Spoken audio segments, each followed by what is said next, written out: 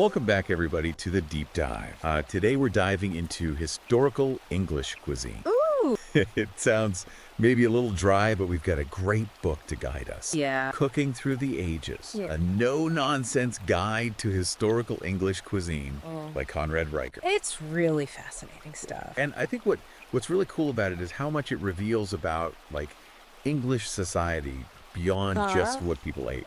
Food is so much more than just sustenance, especially back then. It's tied into like power, Right, yeah. religion, Yeah, gender gorge, Yeah. all this stuff. It's all woven in there. So let's imagine pre-industrial England. Okay. What are people eating? Where's their food coming from? Well, you got to imagine England was like a much wilder place then. Yeah. Hunting and gathering was the way of life. So like venison for everyone. Not quite. Venison was a huge status symbol. Oh, okay. The aristocracy, they had the vast hunting grounds where they could hunt deer. Or, Even bears sometimes. And it was a display of their power and wealth. while the average person's out there trying to catch a rabbit or two. Exactly. And you see that division even in the types of game they pursued. Yeah. So rabbit and hare were definitely more common for the lower classes. Right. But it wasn't just about the men hunting either. Yeah. You know, somebody had to cook all this. Right, of course. The women played a crucial role in turning those hunted animals into actual meals. Yeah. Even if they weren't out there with the bows and arrows. Right. Talk about skill. Yeah. Turning these basic ingredients into like game pies, hearty stews, things that could actually feed a family. So already we're seeing how food is, like, tied to gender roles, too. Oh, absolutely. Then things start to change, right? Yeah. You get the agricultural revolution. Ah, yes, the game changer. Okay. This is where we see that massive shift from hunting and gathering to farming as like the dominant way of life. Right. And we get the introduction of these staple crops, you know? Wheat, barley, peas, lentils. Yeah. These become like the backbone of the English diet. And that means lots of bread. Yeah. The book calls it the staff of life. Yeah, and it really was. It wasn't just food. Okay. It was a symbol. It appears in religious practice, Yeah. literature, Yeah. folklore, Yeah. and even the quality of bread you ate Yeah. was a big indicator of your social standing. So like white bread for the rich and the rougher stuff for everyone else. Yeah, unfortunately, that was pretty much the case. Okay. And while the agricultural revolution definitely brought progress, it also brought new problems. Okay. You know, imagine a diet that's almost entirely grain-based. Right. If you couldn't afford much else, Yeah. it probably wasn't a great time to be healthy. Right. You know? Yeah. So we got bread. Yeah. But even bread needs a little something something. Right. Needs a little excitement. Yeah. Book talks about the spice trade. And that's where things get really interesting. The arrival of spices. Huh? Cinnamon, ginger, cloves, nutmeg. Yeah. It was like a culinary explosion. Okay. Suddenly, even simple dishes like sops, which is like a kind of medieval French toast, or wassail at hot mulled cider, Yeah. were completely transformed. So it's hard to imagine English food without those spices now. I know, right? Yeah. But back then, they were a real luxury, Yeah. a sign of wealth and status. Right. The spice trade literally connected different parts of the world. Yeah. And England was right in the thick of it. Food wasn't just local anymore, it was global. Exactly. Wow. And those exotic spices, Yeah. they weren't just making food tastier. Yeah. They were making certain people look more important. Right. You know, if you could afford to spice up your food, you were showing off, basically. Okay, so we've got hunting, farming, international trade, but food goes bad. Right. What about keeping things edible before refrigerating? Ah, that's where preservation techniques come in. Okay. Think pickling. Smoke it, Yeah. dry, even fermenting. These weren't just like grandma's recipes. Yeah. These were essential for survival. So your pantry was basically your lifeline. Absolutely. Those jars of pickled vegetables Yeah. that smoked meat, Right. that was your insurance against a bad harvest or a long winter. Yeah. And they weren't just about practicality either. Okay. These techniques really gave English cuisine a lot of its unique. Right. What are some examples of that? We have Branston pickle. Okay. That's a classic English Yeah. condiment. Right. It's been around for centuries. Right. Or salt beef, what we know today as corned beef. Okay. These are foods with... Yeah. And it's really fascinating how these techniques are making a comeback today. Right. You know, people are interested in Yeah. sustainability and those traditional methods. But like those old ways of doing things were ahead of their time in a way. Yeah, in many ways, yeah. And it speaks to a resourcefulness that I think we can all learn from. You know, Yeah. preserving food wasn't just a chore. Right. It was a way of life. Yeah. A way of respecting the resources that you had. Okay, so we've covered a lot of ground here. We've seen how food was about way more than just eating. Right. It was tied to social status, gender roles, Absolutely. even this global landscape. Yeah. But we're just getting started. Oh, we've just scratched the surface. Right. The book goes into fascinating detail about how food was used in religious ritual, Okay. the symbolism behind different dishes, Yeah. even the evolution of cooking technology. Well, I'm definitely hungry for more. Yeah. We'll be back in a flash to continue our deep dive Okay. into historical English cuisine. Sounds good. So, we were talking about those preservation techniques before the break. Yeah. But there's another side to this whole food story that we got to talk about. Herbs. Herbs. Herbs, you mean like for flavor? Yeah, flavor, but also medicine. Oh, okay. You got to remember, we're talking about a time long before, Yeah. modern medicine. Right. People really relied on their knowledge of plants for healing. So it's like chamomile tea for a headache. Exactly. Okay. Parsley for digestion, mint for nausea. Right. These remedies might seem simple now, Yeah. but back then they were essential. Yeah. And some herbs were incredibly valuable. The book mentions that rosemary Okay. was actually worth more than diamonds during the Elizabethan era. Wow, that's pretty wild. You'd think they'd be putting rosemary on their crowns instead of jewels. Right.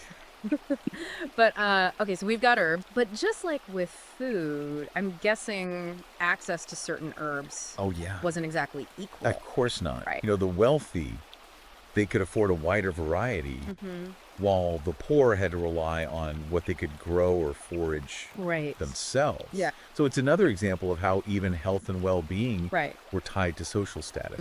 It just makes you realize how much we take for granted today. Absolutely. Okay, so we've talked about what people are eating, Yeah. how they're preserving it, Right. even how they're using it for medicine. But how do we actually know all this stuff? Well, besides, cookbooks Okay. and historical records, literature actually gives us some amazing insight. Okay. The book dives into how food is portrayed in, like, Okay. Chaucer's Canterbury Tales and Shakespeare's play. Wait, so Shakespeare was writing about food? Oh, yeah, absolutely. Think about, like, the banquet scene in Macbeth. Okay.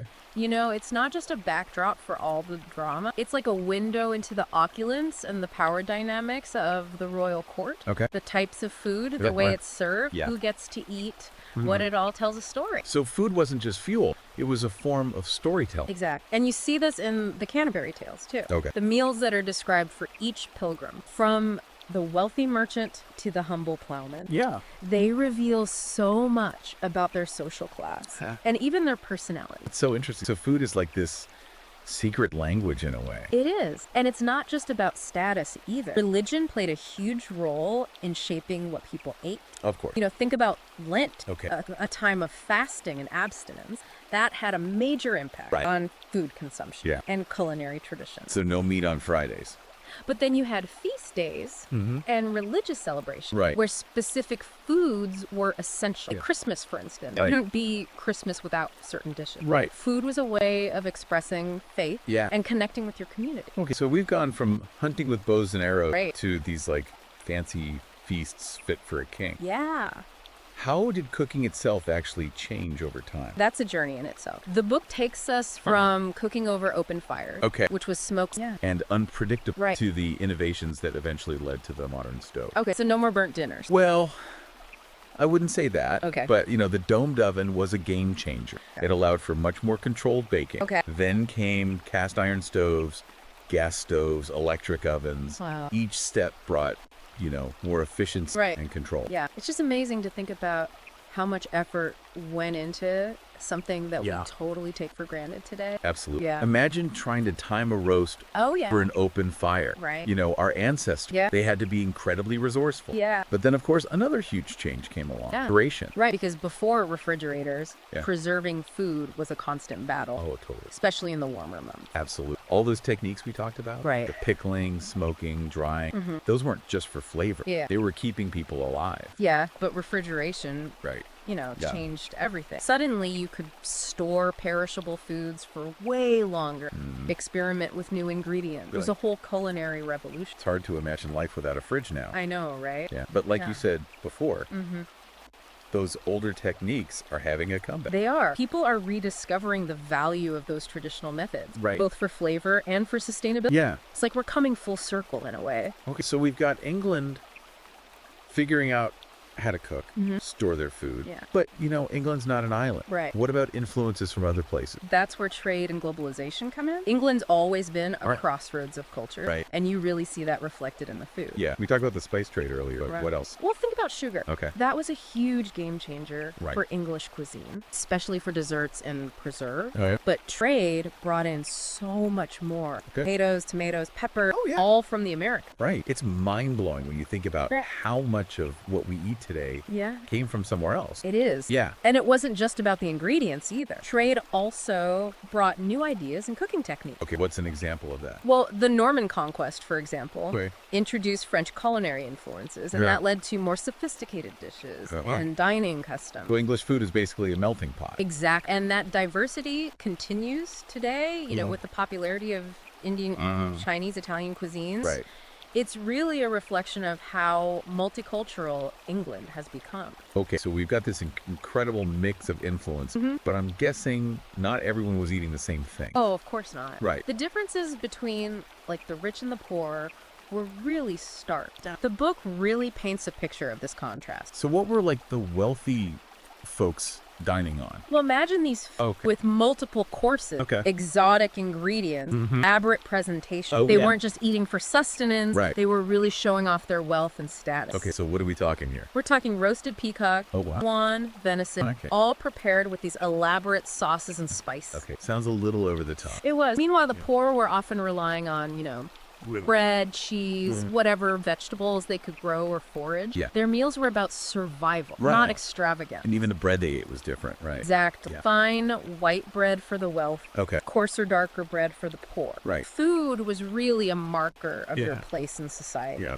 even down to the most basic staple. It's amazing how much that inequality was reflected in what people ate. It is. And it wasn't just about the ingredients either. Yeah. The wealthy also had these elaborate dining customs and etiquette, Yeah. you know, multiple courses, Yeah. special utensils, servants attending to their every need. It was like a whole performance. While the poor were probably just happy to have a full stomach. Exactly. Yeah. Dining for the wealthy Yeah. was a social event, a Yeah. way to flaunt their power and connection. Yeah. For the poor, it was about necessity and practicality. It's just a stark reminder of those social divides that existed back then. Yeah. And speaking of divide, Yeah. the book also talks about hunting Right. and how it goes beyond just getting food. Right. Hunting was really deeply intertwined with power and control. Okay. You know, the aristocracy had these vast hunting grounds. They hunted for sport, for pleasure. Right. It was a symbol of their dominance. While the average person wasn't even allowed to hunt. Right. Exactly. Poaching was severely punished. Right. You know,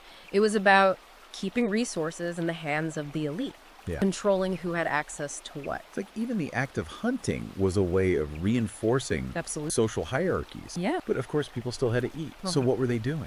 Well, the lower classes, they found ways to supplement their diets through hunting smaller game, Okay. using traps and snares and things like that. It sounds dangerous. It was, but when you're struggling to survive, Yeah. sometimes you got to take risks. Right. Okay. So we've been on this incredible journey through, centuries of English culinary history. It has been a journey, hasn't it? Yeah. And it's amazing to see how food has been tied to pretty much every aspect of life. Right. From social status to power dynamics, Absolutely. religion, gender roles. Yeah. We talked about hunting and gathering, the agricultural revolution, spice trade, Yeah. the evolution of cooking technology, Right. preservation technique.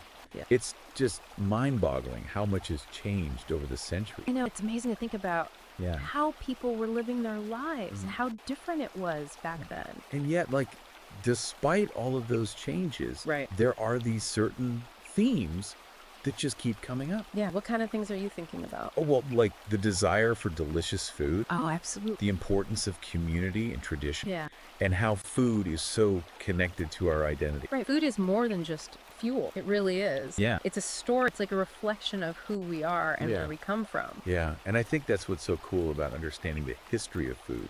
It gives us this deeper appreciation Yeah. for, the culinary world that we live in today. It connects us to the past in a way. Yeah, exactly. Yeah. So, as we kind of wrap up our deep dive here into historical English cuisine, what are some of the big takeaways? Well, I think the most important thing to remember is that food was never just about sustenance. Yes. You know, especially back then in historical England. Yeah. It was about so much more. Yeah. It was a powerful symbol of social status, Okay. a tool for wielding power, Right. a source of cultural identity, Yeah. and even a catalyst for social change.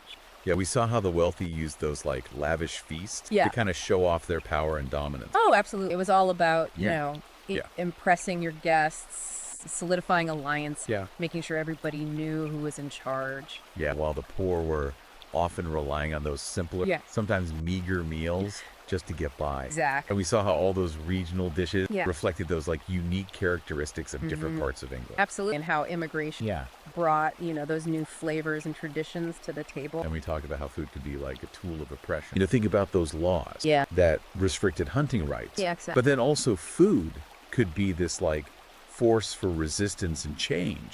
Think about like the bread riot. Oh, yeah, those are powerful Yeah. expressions of people's anger. Yeah, it wasn't just about empty stomachs. It was about like Yeah. injustice and unfairness. Absolutely. Yeah, and I think it's important to remember that food is never really neutral. Right. It's always tied to these bigger systems, Yeah. social, economic, Yeah, political. it's all connected. So as we kind of navigate the complexities of, you know, the modern food system, Yeah. I think it's crucial to keep those historical lessons in mind. Absolutely. We need to be aware of the power dynamic. Yeah. You know, we need to advocate for fair access to resource. Right. And we need to really appreciate and celebrate that diverse culinary heritage that's shaped, you know, the world that we live in today. And I think it's a call to action for all of us to think about our own choices, to be more conscious consumers, Right. to support sustainable food systems, Yeah. and to, you know, really celebrate all those amazing flavors that make up I love that. our culinary world. Yeah, it's a beautiful thing. So if you're hungry for more, Okay. be sure to check out Cooking Through the Ages, Yeah. a no-nonsense guide to historical English cuisine by Conrad Riker. Great book. You can find it on Amazon Kindle and Google Play Books. Yeah. Well, until next time, happy cooking Happy cooking. and bon appetit. Bon appetit.